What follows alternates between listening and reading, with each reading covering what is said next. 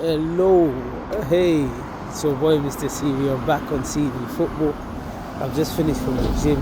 It's 6:30 in the morning, and I wanted to talk about the game last night. Arsenal versus Man United ended in penalties. Obviously, penalties can go either way. Obviously, it could have gone Arsenal's way, but honestly, their keeper, Man United keeper, was fantastic. And it just shows that Arsenal still need a striker as well, because Kai Havertz, Jesus, these guys were just missing chances. Even Declan Rice as well missed chances as well. Honestly, it was just... Anyways, the game started off very well. Nothing too much in it, especially in the first half. The second half was very interesting, but it became like a basketball match. Could have gone either way. And Man United had first attack, first goal by Bruno Fernandes. And I've been saying, look, I don't care what people say about Fernandes, but he's one of my favourite players in the Premier League as well, because as a centre attacking midfielder, as an attacking player, he always scores. Forget all the antics, forget all the criticism he receives, he always scores. And that's one thing he has more than Odegaard, if I'm being honest with you. Or that's one thing he has more than a lot of the attacking players in the Premier League.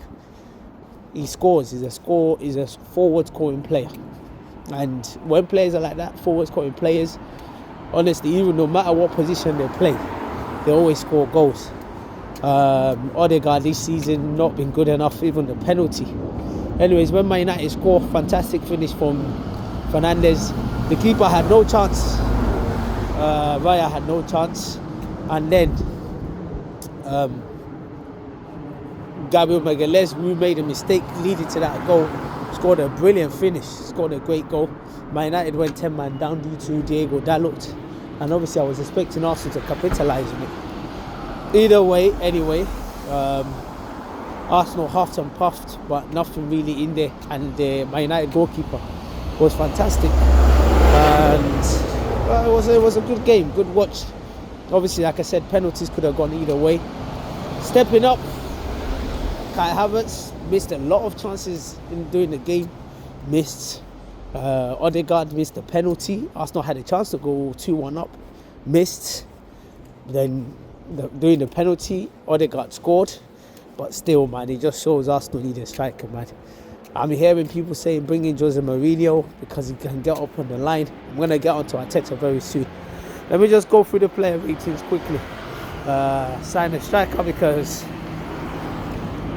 Kai Havertz, his whole show, not just Kai Havertz, a lot of our players, their whole show left to us being out of the FA Cup.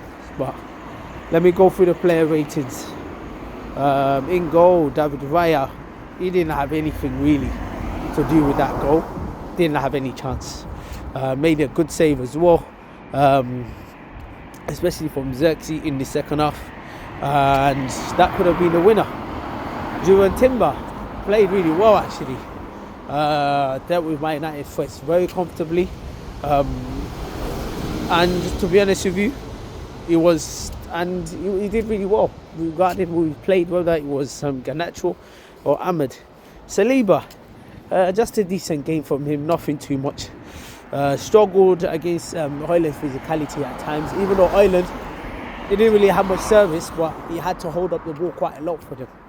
Magalhaes had a mixed afternoon because the goal they scored, it was his mistake that led to Garnacho being through, who passed it to Fernandes, who finished, brilliant finish from him. But then he scored the equaliser, so he made amends for that. In midfield today, I did say I wanted to see Jorginho, I wanted to see Partey, Rice and Odegaard. But Mikel Arteta, he doesn't seem like he wants to listen. So he went with Odegaard, Jorginho and Merino. Honestly, that midfield. But then also as well, we had most of the ball, so that's another thing. Now, Martin Odegaard failed to step up at the big moment. Especially when Arsenal could have went 2-1 up. And honestly, if Arsenal went 2-1 up, I didn't see Man United coming into the game because they were already man down already. But he missed the penalties, our captain, so we got to back him. Next one is Jorginho. He did okay. Didn't really do much. Jorginho just keep things nice and tidy. so you can't really blame him too much. So that's it really. Marino, very slow. Apart from one effort on goal, he didn't really have much of the game, and that was it.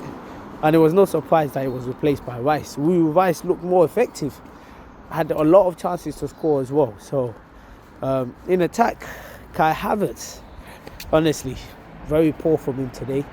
Missing so much chances, even against the last game we played at Grow, missed so much chances.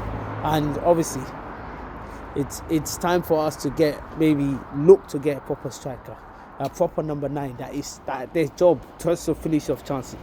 Jesus, he did really well, worked really hard, but then on top of that as well, had an injury, stretched off, and if I'm being honest with you, he doesn't look like he's gonna come back for a while, to be honest with you. So that's another player down as well. Martinelli did really well, caused a lot of threats. He even had a goal disallowed as well, but it was okay from him. The subs, Raheem Sterling was fantastic. He was fantastic when he came on. For someone that haven't played for a long time, he was absolutely amazing. He did really good. He created the chance. He was even through him. We had the penalty, so he was really good. I was really impressed with him. Declan Rice, like I said, subbed off for Marino. Did really amazing. Brilliant header from him. To be honest, he should have scored that header. But you can't take anything away from the goalkeeper who had his time of his life doing the match, and he did really well. Trossard replaced Lewis Kelly, had a golden chance in extra time, but could not tap into an empty net. So Partey had some fresh legs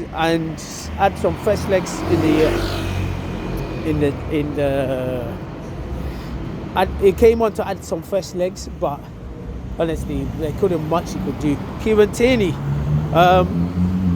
he only came in for a bit because a player had to go off, so he didn't really do much at all. Honestly, I don't know why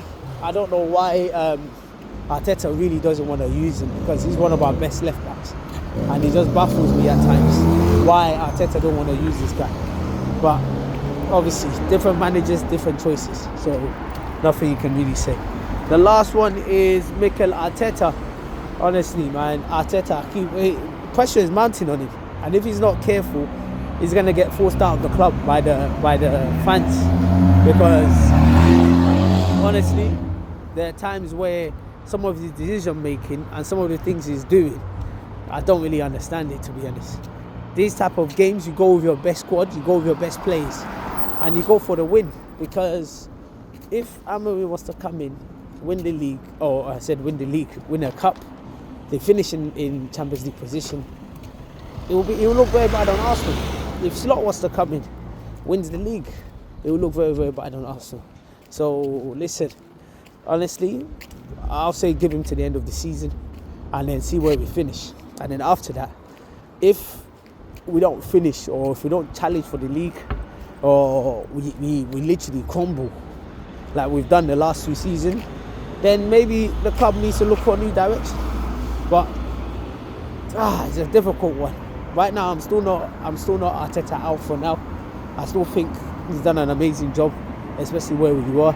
But now we actually need to start not just competing for the league. We need to start mounting proper challenge and making sure we win the league. So do we need someone that is going to help us get over the line, or do we stick with Arteta and continue the project? That one, I think at the end of the season, that's where we are going to, a decision would have to be made. So I'm very disappointed that Arsenal lost, but either way, we keep moving. Let's keep supporting your boy Mr. CV, keep supporting CV Football. Until next time, take care.